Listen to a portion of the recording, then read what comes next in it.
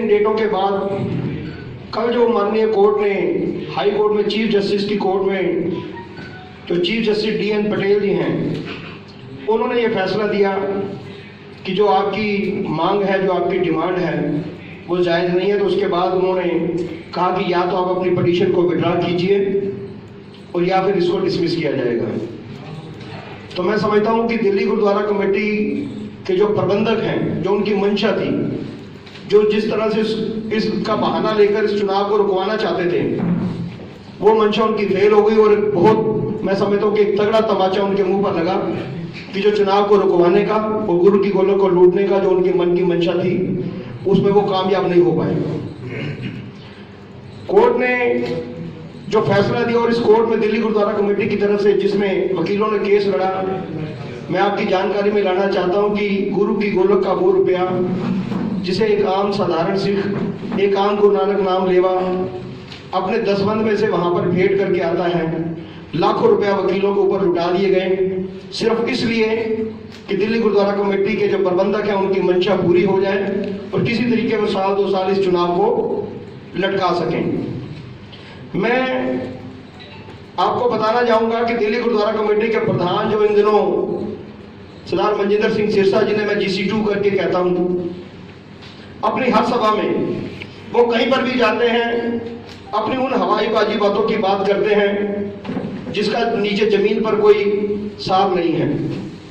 वो बाला साहब हॉस्पिटल में डायलिसिस की बात तो करते हैं, लेकिन बाला साहब हॉस्पिटल अपने 2 बार के अकाली दल बादल के मैनिफेस्टो में दिखाने के बावजूद कि हम इस हॉस्पिटल को 550 बेड का बनाएंगे, उसको पूरा नहीं करते। वो डायलिसिस की बात करते हैं कि हम 100 बेड का डायलिसिस सेंटर बनाने जा रहे हैं, वो भी एक NGO की मदद से। और वो NGO जो सरकार की, सेंट्रल गवर्नमेंट की स्कीम है आयुष्मान भारत, अब भगवान जाने कि पर पेशेंट उनको वहां से 1000 रुपया मिलेगा या 500 रुपया मिलेगा, या उसके पीछे कितना तगड़ा खेल है, ये तो समय आने पर उस NGO का जब एग्रीमेंट सबके सामने आएगा तो वो सारी परतें खुलेंगी कि इसमें कितने करोड़ों रुपए का गोलमाल है, इस एग्रीमेंट के पीछे असल गेम क्या है।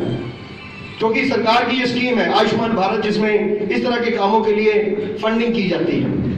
वो मैं वही कह रहा था कि वो हॉस्पिटल की बात नहीं करते, डायलिसिस सेंटर की बात करते हैं।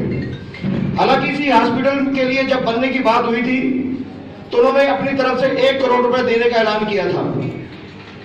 वो इसकी बात भी बिल्कुल नहीं करते।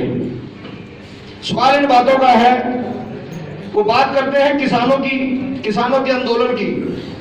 लेकिन आज किसान जिस हालात में पहुंचे, उनको सड़कों पर बैठना मजबूर होना पड़ा,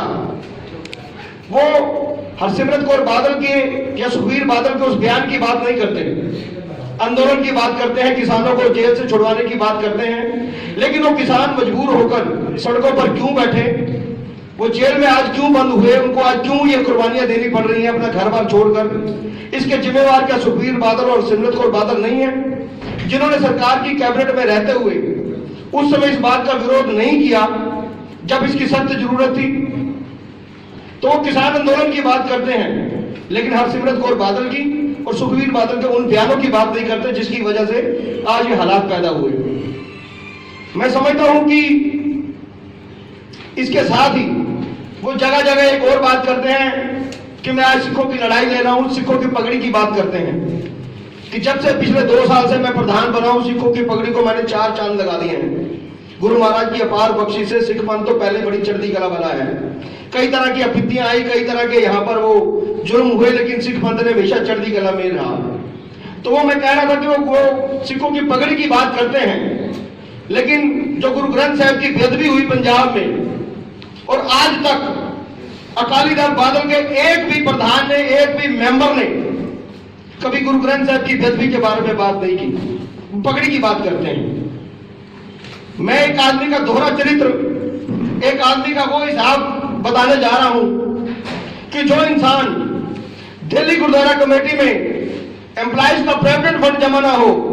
5 करोड़ रुपया उसका गोलमाल हो जाए, उनकी सैलरी में से काट लिया जाए,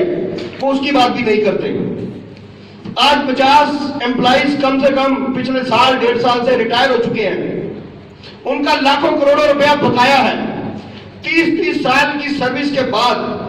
उनको उनका हक नहीं मिल रहा, वो इसकी बात भी नहीं करते, खाली हवाबाजी की बात करते हैं। दिल्ली गुरुद्वारा कमेटी के चुनाव दिल्ली सरकार ने और गुरुद्वारा चुनाव निदेशालय ने जो शेड्यूल सरकार को तैयार करके कोर्ट में